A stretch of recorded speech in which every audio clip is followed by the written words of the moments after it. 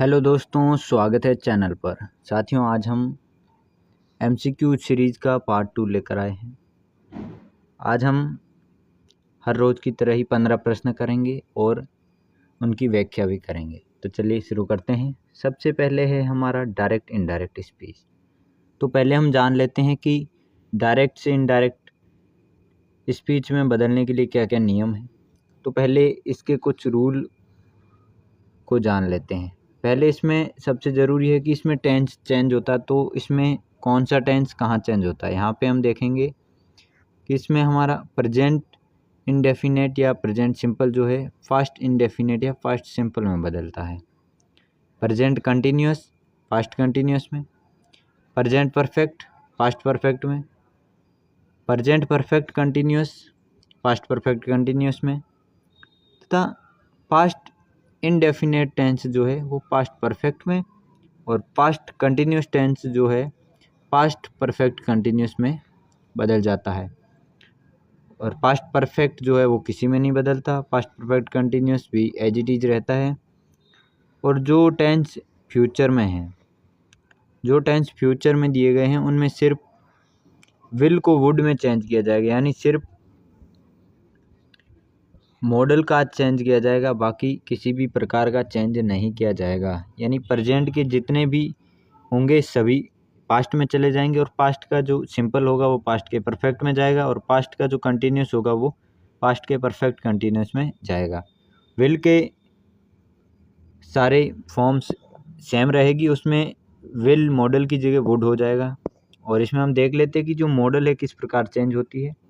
इसमें हमारी कैन जो मॉडल है वो कोड में चेंज हो जाती है, विल है जो वुड में हो जाती है, शुड है जो शुड में ही रहती है, इसमें कोई परिवर्तन नहीं होता है।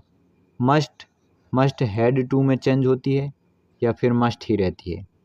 मैं पॉसिबिलिटी के रूप में ये माइट के रूप में बदल जाती है, और जब परमिशन के रूप में होती है तो कुड में बदल जाती है। सेल सजेशन के रूप में हो तो शुड में, और shall as a future use हो तो वुड में चली जाएगी। इस प्रकार इसमें मॉडल और टेंस में बदलाव होता है। इसके साथ ही इसमें मोड भी चेंज होता है। मोड का अर्थ है कि प्रश्न डायरेक्ट स्पीच यदि इंट्रोगेटिव दिया गया है या फिर एक्सक्लेमेटरी दिया गया है या नेगेटिव दिया गया है, जब हम उसको इनडायरेक्ट में चेंज करेंगे तो उसको हम अफर्मेटिव बना देंगे, यानी उसमें उसके मोड में चेंज कर देंगे। तो चलिए अब हम इन प्रश्नों को देखते हैं। तो हमारा पहला आज का प्रश्न है जो he said I have been working on this project. तो हमें सबसे पहले ये जानना है कि ये किस टेंस में है। तो यहाँ पे हैव के साथ में थर्ड फॉर्म और आईएनजी दे रखा है। इसका मतलब ये हमारा present perfect tense, perfect continuous tense है। तो इसका हमारा यहाँ पे हम देख सकते हैं कि प्रेजेंट परफेक्ट कंटिन्यूस टेंस जो है पास्ट परफेक्ट कंटिन्यूस में बदलता है। तो हम यहाँ पे पहले ऑप्शन में पास्ट परफेक्ट कंटिन्यूस दिया गया है, तो हमारा यही आंसर होगा। यहाँ पे प्रेजेंट टेंस में ही दिया गया तो ये नहीं होगा। ये पास्ट में दिया गया है पास्ट कंटिन्यूस, ये नहीं होगा। और ये V2 में दिया गया है, ये भी नहीं होगा। इसके बाद हमारा दूसरा प्रश्न है। दूसरा प्रश्न हमारा Rita said I will help you tomorrow, ये दिया गया है। इसमें विल का यूज किया गया है, यानी ये फ्यूचर टेंस में है। तो यहाँ पे हमने देखा है कि जब विल जो होता है उसकी मॉडल जो चेंज हो जाती है वो वुड में हो जाती है। तो यहाँ पे केवल एक ही सेंटेंस दिया गया है जिसमें विल को वुड में चेंज किया गया है। यहाँ पे विल हटा दी तो ये नहीं होगा। यहाँ पे विल को विल रखा है और यहाँ पे विल को हटा दिया, तो हमारा यहाँ पे ऑप्शन बी सही हो जाएगा। इस प्रकार हमारा दो डायरेक्ट इनडायरेक्ट जो क्वेश्चन है वो हो जाते हैं। अब हम चलते हैं आर्टिकल की तरफ। पहले हम थोड़ा आर्टिकल को देख लेते हैं। आर्टिकल दो प्रकार के होते हैं, डेफिनेट और इनडेफिनेट। और डेफिनेट आर्टिकल में दी आता है और इनडेफिनेट में ए और एन आता है। और कई वाक्यों में नो आर्टिकल भी यूज होता है, जहाँ पे किसी भी प्रकार के आर्टिकल का यूज नहीं होता। तो यहाँ पे हम देखें तो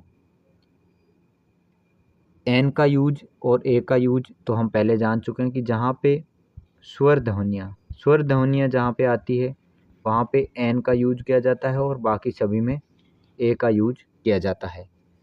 जब हम किसी चीज़ को सेकेंड टाइम जानते हैं तो यहाँ पे हम द का यूज करते हैं, यानी जिसको हम पहले से परिचित हैं तो उसके लिए द का यूज होगा। इसके साथ ही यहाँ पे कुछ एग्जाम्पल्स दिए गए हैं, आप इनको देख सकते हैं। तो हम प्रश्न की तरफ पढ़ते हैं। प्रॉपर जो नाउन है, प्रॉपर नाउन के साथ किसी भी प्रकार का कोई आर्टिकल नहीं लगता, तथा जो चीज़ें अनकाउंटेबल है उनके साथ भी किसी भी प्रकार का कोई आर्टिकल नहीं लगता। देश के साथ किसी प्रकार का आर्टिकल नहीं लगता। तो चलिए हम पहले इन आर्टिकल्स को एक बार देख लेते हैं। तो हमारा पहला प्रश्न है, this is unique opportunity for us. यहाँ पे कई छात्र यू को देख के एन लगा देते हैं, लेकिन यहाँ पे एक यूनिक अपॉर्चुनिटी की बात की गई और यहाँ पे ये यू है, ये ध्वनि, स्वर की ध्वनि होनी चाहिए, न कि स्वर होना चाहिए यहाँ पे। तो हमारा ए आएगा, न कि एन और द आएगा। अगला हमारा प्रश्न है प्रश्न संख्या 4। इसमें दिया गया है he plays guitar very well. यहाँ पे गिटार की बात की गई है। तो जहाँ पे किसी चीज़ को बजाने या फिर एक परफॉर्म करने की बात आती है तो वहाँ पे पर्टिकुलर के लिए द आर्टिकल का यूज किया जाता है। इसके बाद है हमारा प्रीपोजिशंस। तो हम पहले देख लेते हैं कि प्रीपोजिशन का यूज कैसे होता है। जैसे हमारे यहाँ पे एट का प्रयोग किसी चीज़ के जस्ट पास में होते हैं तो वहाँ पे एट लगता है, बीच में होने पे बिटवीन, अंदर होने में इन, पास में होने पे नियर, नीचे होने पे अंडर तथा ऊपर होने पे ऑन, सामने होने पे इन फ्रंट ऑफ तथा अगले क्रम में होने पे नेक्स्ट टू, और पास में होने पे एट होम, और school, at home, at work, मतलब जहाँ पे हम काम कर रहे हैं उसके लिए एट का प्रयोग किया जाएगा। तो यहाँ पे हम देखते हैं the meeting was postponed further notice, यानी मीटिंग जो है अगले नोटिस तक के लिए पोस्टपोन कर दी गई है। तो यहाँ पे हमारा एक फिक्स्ड प्रोपोजिशन का यूज होता है, वो है अनटिल, यानी तब तक, यानी तब तक के लिए इसको स्थगित कर दिया गया जब तक अगला नोटिस ना आ जाता है। तो पोस्टपोन के साथ अनटिल प्रीपोजिशन यूज होता है। अगला हमारा प्रश्न है ही वाज एक्यूज्ड। यहाँ पे एक्यूज्ड भी एक फिक्स्ड प्रीपोजिशन है और इसके साथ में ऑफ का यूज होता है। इसको हमें याद करना होगा कि एक्यूज्ड के साथ में ऑफ का प्रयोग होता है। इसके बाद हमें वर्ब की फॉर्म यानी टेंस से रिलेटेड सीक्वेंस ऑफ टेंस का है। बाय द टाइम, जिस वाक्य में बाय द टाइम आता है वहाँ पे पहले सेंटेंस में V2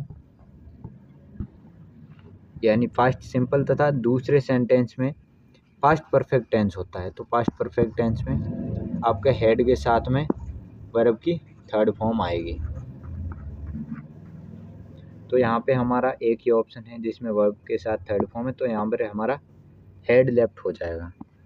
इसके बाद अगला प्रश्न है प्रश्न संख्या 8। इसमें if she hard she would have passed the exam. यहाँ पे एक कंडीशन बताई गई है कि यदि वह मेहनत करेगा तो वह पास हो जाएगा, यानी यहाँ पे एक कंडीशन की बात की गई और यहाँ पे वुड हैव, ये सीक्वेंस ऑफ टेंस का है जहाँ पे एक वाक्य में वुड हैव का प्रयोग होता है तो उसके साथ दूसरे वाक्य में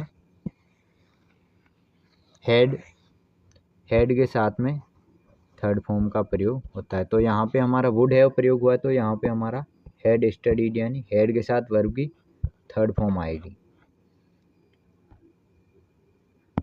इसके बाद अगला हमारा प्रश्न है टेंस से related. He said that he there for 5 year. यहाँ पे हमारा 5 ईयर है, इसको हम देख के इसका आंसर लगा सकते हैं। तो इसका हमारा होगा हैड लिव्ड।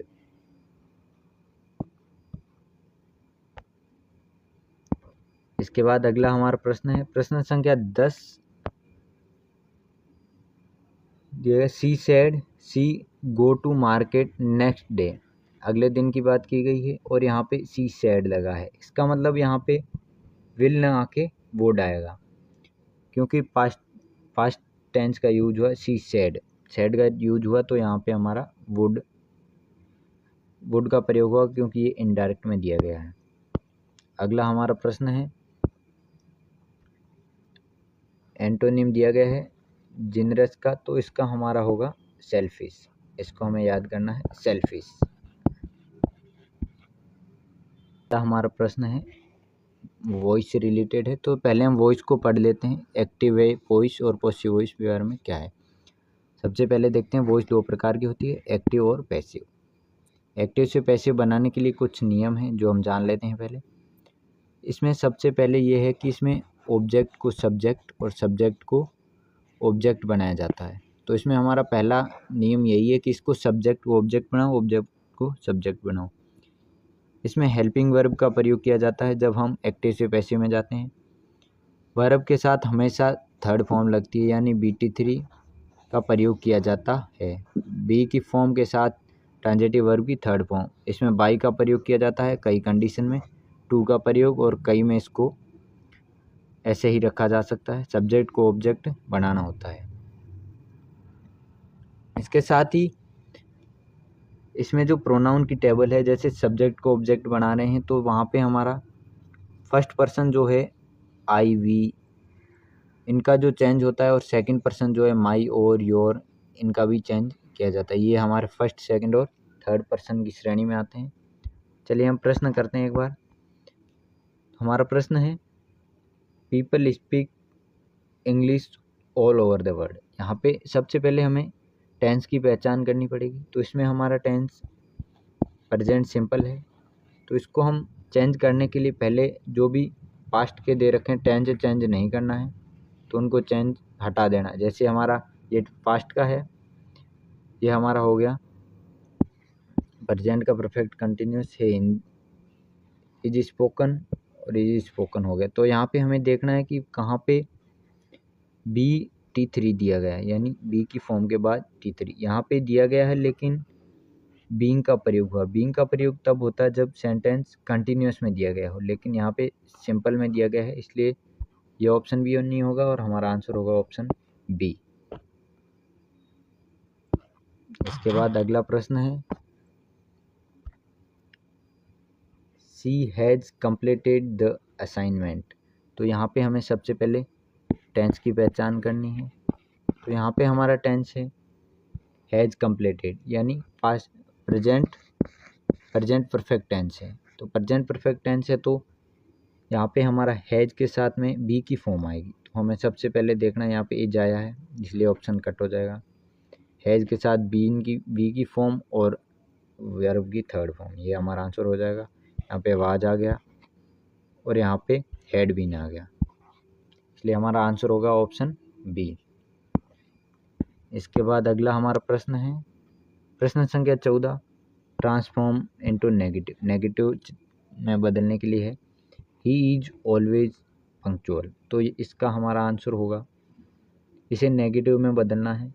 तो यहाँ पे नेवर आया है, नेवर एवर का नेगेटिव फॉर्म होता है, यहाँ पे एवर नहीं है, ये नहीं होगा।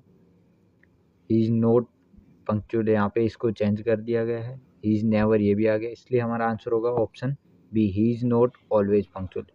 इसमें हमें टेंस और सेंस में चेंज नहीं करना है। टेंस और सेंस इन दोनों में चेंज ना करते हुए ट्रांसफॉर्म करना है सेंटेंस को। अगला और हमारा आज का अंतिम प्रश्न है चेंज इनटू इंटेरोगेटिव। इंट्रोगेटिव में बदलने के लिए सबसे पहले नियम यह है कि इसमें जो पॉजिटिव सेंटेंस होता है उसको नेगेटिव में बदला जाता है, कई कंडीशन में इसको बदला जाता है, कई में नहीं बदला जाता है। तो यहाँ पे हम देखते हैं इसको, she can dance very well, इसको इंट्रोगेटिव में बदलना है। तो सबसे पहले हम देखते हैं इसमें मॉडल और मोड का कोई चेंज नहीं होता, तो ये हमारे दो ऑप्शन सीधे कट जाएंगे कि इसमें मॉडल को चेंज कर दिया गया है। इसके बाद हमारे सी दो ऑप्शन है, तो इसमें हमें देखना है कि मॉडल जो होती है, मॉडल के बाद में हमेशा बेस फॉर्म आती है, वर्ब की बेस फॉर्म का प्रयोग होता है, ना कि SIS। यहाँ पे SIS लगा है डांस से, तो ये हमारा ऑप्शन कट जाएगा और वर्ब की बेस फॉर्म लग जाएगी, can see dance very well. तो साथियों, इसके साथ ही हमने आज के हमारे 15 प्रश्न पूरे कर लिए हैं। उम्मीद है आपको वीडियो पसंद आया होगा। वीडियो को लाइक करें, शेयर करें तथा